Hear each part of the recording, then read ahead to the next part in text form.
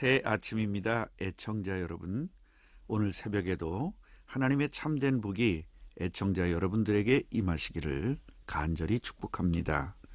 오늘은 사명을 다한 분들의 죽음이라는 제목으로 말씀드리겠습니다.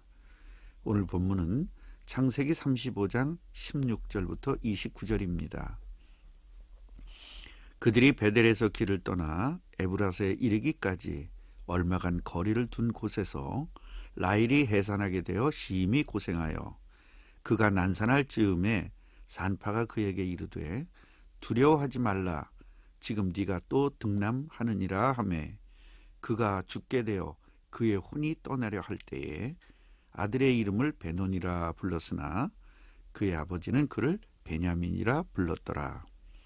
라헬이 죽음에 에브랏 곧 베들레헴 길에 장사되었고 야곱이 라헬의 묘에 비를 세웠더니 지금까지 라헬의 묘비라 일컫더라.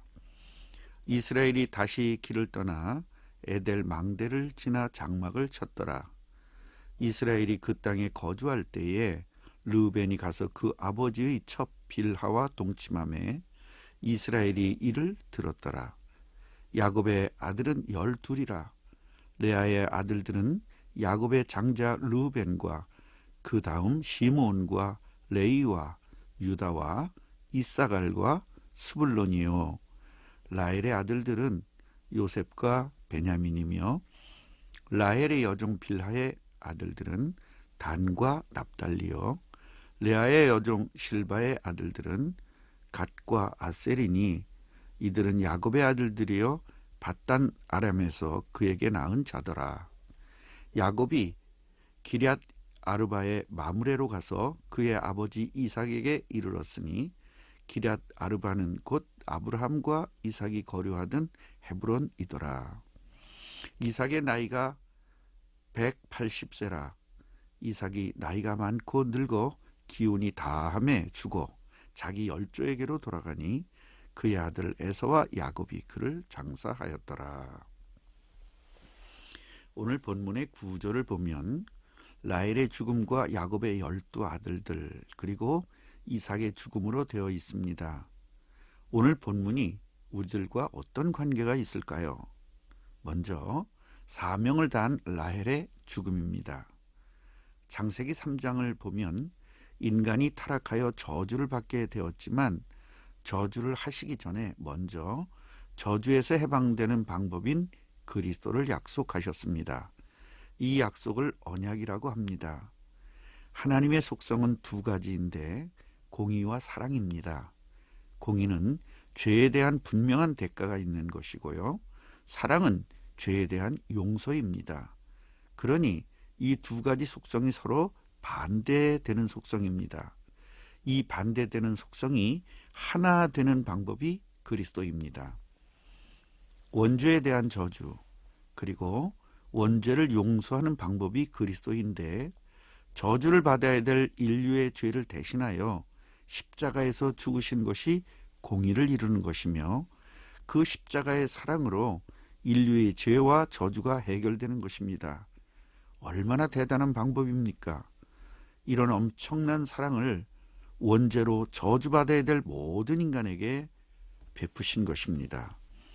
이런 공의와 사랑을 이룰 그리스도가 이스라엘 민족을 통하여 가나안 땅에서 오셔야 하고 그 이스라엘 나라가 세워지기 위하여 이스라엘의 12아들이 필요하고 그 아들들을 낳기 위하여 라헬이 쓰임 받은 것입니다.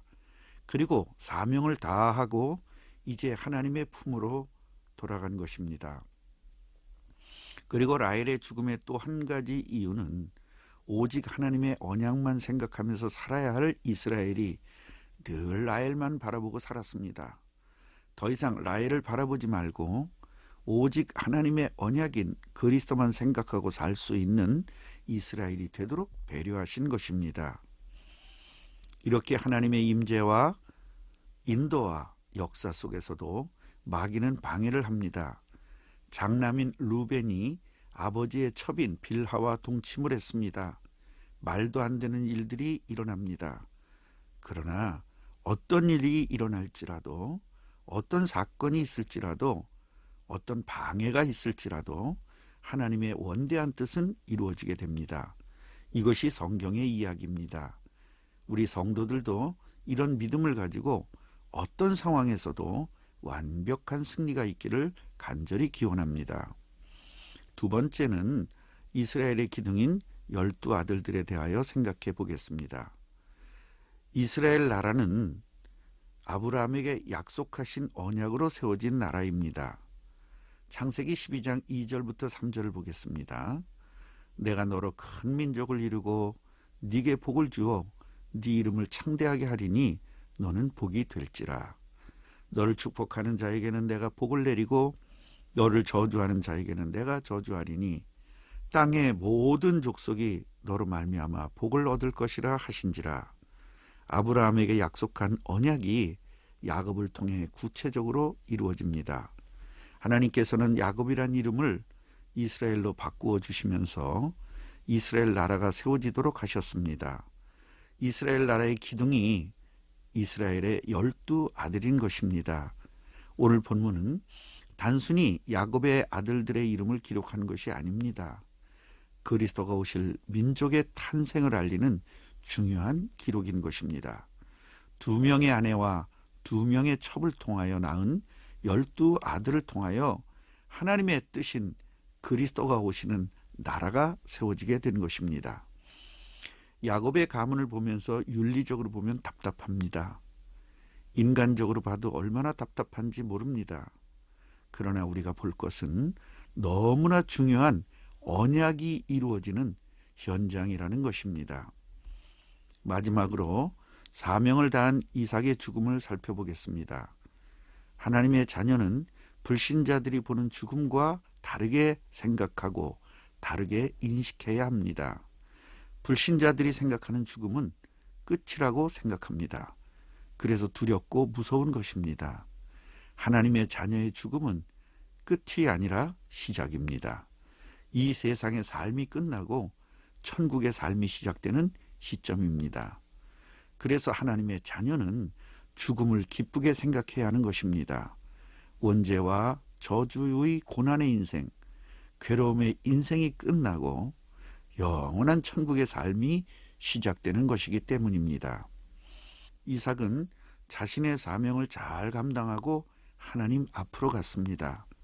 이삭의 사명은 아브라함으로부터 받은 언약을 잘 이해하고 누리다가 자기 자식에게로 전달해야 하는 사명입니다. 이스라엘이 정확하게 복음을 깨닫고 이제는 더 이상 이삭이 필요 없게 되자 그렇게도 바라고 기다리던 하나님의 통치가 있는 천국으로 입성하게 된 것입니다. 이것이 하나님의 시간표입니다. 시간표는 시각이 아닙니다. 이삭이 이 세상을 떠나는 날짜와 시간을 정해놓은 것이 아니라 자신의 사명을 끝내는 시간이 하나님의 시간표인 것입니다. 예수님의 재림도 몇 년도 몇 월 며칠 정해놓은 것이 아닙니다. 하나님의 시간표, 즉 하나님의 뜻이 이루어져야 하는 것입니다.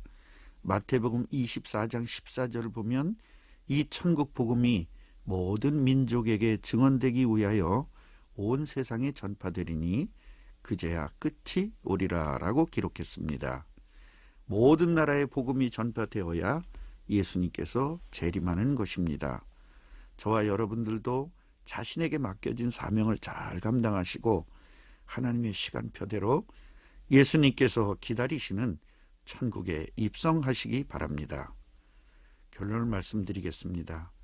하나님께서 우리를 자녀로 부르신 이유는 사명을 감당하기 위해서입니다.